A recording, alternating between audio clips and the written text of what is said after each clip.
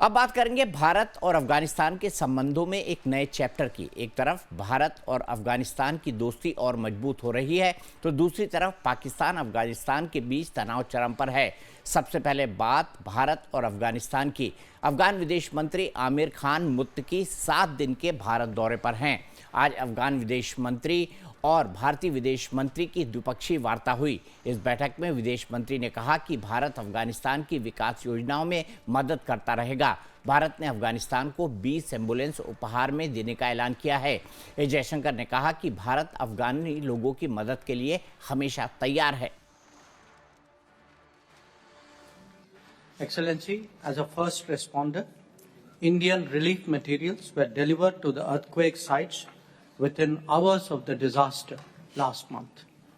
We would like to contribute to the reconstruction of residences in the affected areas. India has also been a significant provider of food assistance to the Afghan people. A further consignment will be delivered in Kabul today. The plight of forcibly repatriated Afghan refugees is a matter of deep concern. Their dignity and livelihood is important. India agrees to help construct residences for them and continue providing material aid to rebuild their lives. Our two countries, Minister, have a productive history of cooperating on water management and irrigation. We note the interest on the Afghan side in taking this further and are ready to collaborate on the sustainable management of its water resources. Your invitation to Indian companies to explore mining opportunities in Afghanistan is also deeply appreciated. इस बैठक के बाद अफगान विदेश मंत्री ने पत्रकारों से बात करते हुए कहा कि भारत अफगानिस्तान के साथ अच्छे रिश्ते चाहता है। हम अपनी ज़मीन का इस्तेमाल किसी के खिलाफ नहीं होने देंगे। उन्होंने भारत और अफगानिस्तान के बीच कारोबार बढ़ाने पर भी जोर दिया। बैठक के बाद भारत ने अफगानिस्तान में बंद दूतावास को फिर से खोलने का ऐलान कर दिया है। अमेरिका के अफगानिस्तान से निकलने और तालिबान के सत्ता में आने के बाद से ही भारत का अफगानिस्तान में दूतावास बंद था, जिसे अब फिर से खोला जाएगा। इसके अलावा दोनों देश कारोबार, शिक्षा, स्वास्थ्य पर मिलकर काम करेंगे। आपको बता दें कि भारत अफगानिस्तान को सबसे ज़्यादा मदद देने वाले देशों में शामिल हैं। अफगान विदेश मंत्री के इस दौरे के बाद माना जा रहा है कि भारत की पकड़ साउथ एशिया में और मजबूत होगी। तो हिस्टोरिकली, सिविलाइजेशनली हमेशा से अफगान लोगों में और भारत के लोगों में एक बहुत बड़ा प्रेम और एक समन्वय रहा है हमेशा से, और सारी दुनिया उनसे डील कर रही है। कोई हम ही तो नहीं है। डी फैक्टो रिकॉग्निशन तो सबने किया है, रशिया ने फॉर्मल रिकॉग्निशन दे दिया है। तो आपको ये देखना है कि किस तरह से बात आगे बढ़े। और तालिबान जो है उनके वो स्टेबलाइज करने की कोशिश कर रहा है। वो आपको एश्योर कर रहे हैं कि भाई किसी भी तरह की जो टेररिज्म हमारे यहाँ से है हम आपके तक नहीं आने देंगे। एक बहुत बड़ी बात है। और हमको अफगानिस्तान से यही खतरा था कि जैसे अगर पाकिस्तान तालिबान का पहली बार में जो कंबाइन था तो भारत में इतनी अशांति हो गई थी, टेररिज्म बहुत बढ़ गया था। तो इस बार तो पाकिस्तान को वो खुद ही फिक्स करने में लगे हुए हैं, तो इसलिए आपको टेररिज्म का खतरा कम हो गया। अफगानिस्तान की भौगोलिक स्थिति इसे बेहद ही खास बनाती है। भारत मध्य एशिया, चीन, ईरान और पाकिस्तान के बीच होने के कारण ही अमेरिका से लेकर रूस तक यहां अपना बेस बनाना चाहते हैं। ट्रंप ने तो खुलेआम बगराम एयरबेस देने के लिए तालिबान को धमकी तक दी है।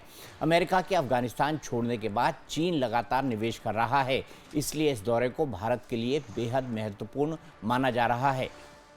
एक तरफ भारत और अफगानिस्तान अपनी दोस्ती को मजबूत कर रहा है, तो दूसरी तरफ पाकिस्तान ने काबुल में हवाई हमले किए हैं। ये हमले ऐसे समय हुए हैं जब अफगान विदेश मंत्री भारत के दौरे पर हैं।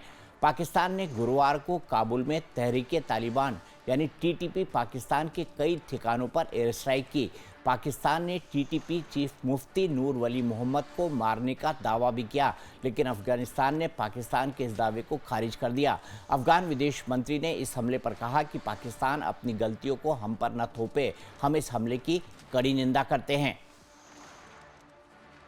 जो हमारे दूर दराज इलाके हैं वहाँ पे कुछ अटैक हुआ है हम उसकी मजम्मत करता है और हम पाकिस्तान हुकूमत का ये काम एक बड़ा गलती समझता है और इससे मसाइल हल नहीं हो सकता है। भाई अफगानिस्तान के साथ ऐसा खेल करना ये अच्छा नहीं है। अफगानिस्तान का लोग, अफगानिस्तान का हुकूमत, अफगानिस्तान का जो मौजूदा सियासत है वो मुतवाज़िन सियासत है, वो सुलहामेज़ सियासत है, वो बिरादरी चाहता है, हम इक़्तिसादी रवाबित चाहता है, हम डिप्लोमेटिक रवाबित चाहता है। जब डिप्लोमेटिक रवाबित मौजूद है तो वही रास्तों से मुश्किल हल करना चाहिए। आपको बता दें कि टीटीपी पाकिस्तान में लगातार हमले कर रहा है, जिसमें आम नागरिकों के अलावा पाकिस्तानी सेना को भी भारी नुकसान हो रहा है। टीटीपी चीफ मुफ्ती नूर वली महमूद बड़े लंबे समय से पाकिस्तान सेना के हिट लिस्ट में हैं। नूर वली महसूद टीटीपी का चौथा प्रमुख है। मुल्ला फजलुल्लाह के मारे जाने के बाद नूर वली महसूद को प्रमुख बनाया गया है। पाकिस्तान में कई बड़े आतंकी हमले करवाने के लिए इसे जिम्मेदार माना जाता है। पाकिस्तानी सेना लंबे समय से इसकी तलाश कर रही है। मुफ्ती नूर वली महसूद पाकिस्तान में इस्लामिक शासन स्थापित करना चाहता है। महसूद 2003 में महसूद तालिबान गुट में शामिल हुआ था, जो 2007 में टीटीपी बन गया। इस हमले के बाद आशंका है कि पाकिस्तान में टीटीपी के हमले और बढ़ेंगे। दूसरी तरफ पाकिस्तान के कई शहरों में प्रदर्शनों का दौर जारी है। ट्रंप के गाजा प्लान को समर्थन देने के बाद पीएम शहबाज और सेना प्रमुख जनरल मनूर के खिलाफ कट्टरपंथी मौलाना साद रिजवी के संगठन तहरीके लब्बैक ने प्रदर्शन शुरू कर दिया है। हालात बेकाबू होता देख पाकिस्तानी सरकार ने इस्लामाबाद और रावलपिंडी में इंटरनेट सेवाओं को सस्पेंड कर दिया है। इसके साथ ही इस्लामाबाद, रावलपिंडी, पेशावर और लाहौर के प्रमुख सड़कों को सुरक्षा बलों ने सील कर दिया है। यानी अंदर से लेकर बाहर तक हर तरफ पाकिस्तान घिर चुका है। इसी पर बात करने के लिए मेरे साथ दो खास मेहमान जुड़े हुए हैं। मेरे साथ संजीव सिंह जी हैं और मेरे साथ प्रोफेसर स्वर्ण सिंह जी हैं। प्रोफेसर साहब, मैं आपसे समझना चाहूँगा, अब ये जो पाकिस्तान और अफगानिस्तान की अदावत है, ये किस तरफ जा रही है और भारत को इसमें क्या रोल अदा करना चाहिए? भारत का इस लड़ाई से क्या फायदा होने वाला है?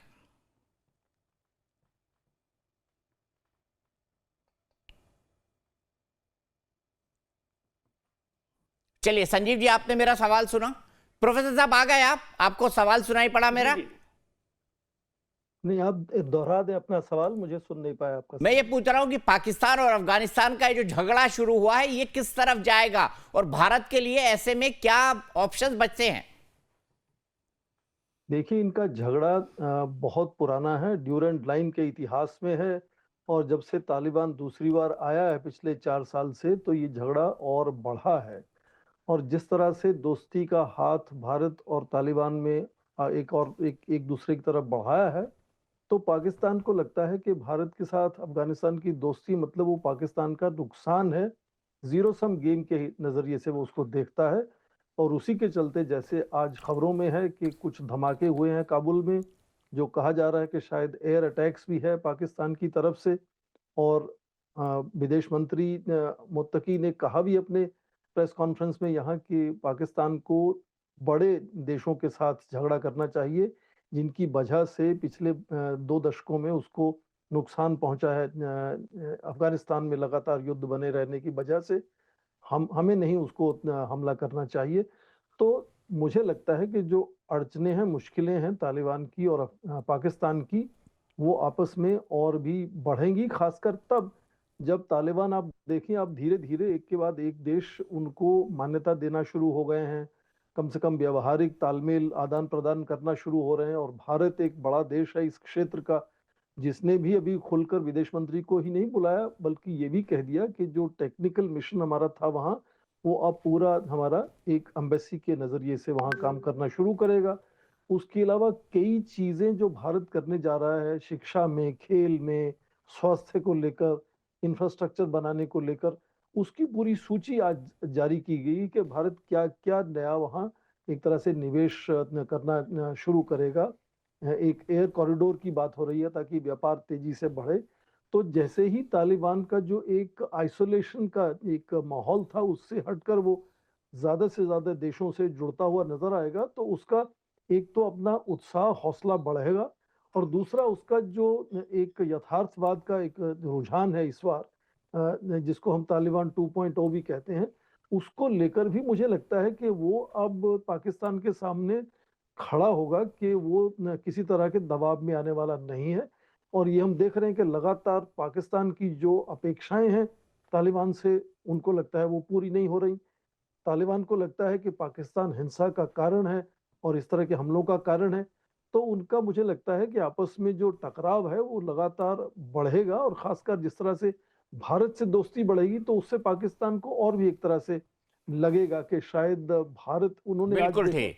वहां के रक्षा मंत्री ने जो अपने वक्तव्य में कहा भी आज कि भारत से दोस्ती का मतलब ये नहीं होना चाहिए कि किसी तरह का आतंकवाद जो अफगानिस्तान में पनपे और पाकिस्तान पर प्रभाव लाए।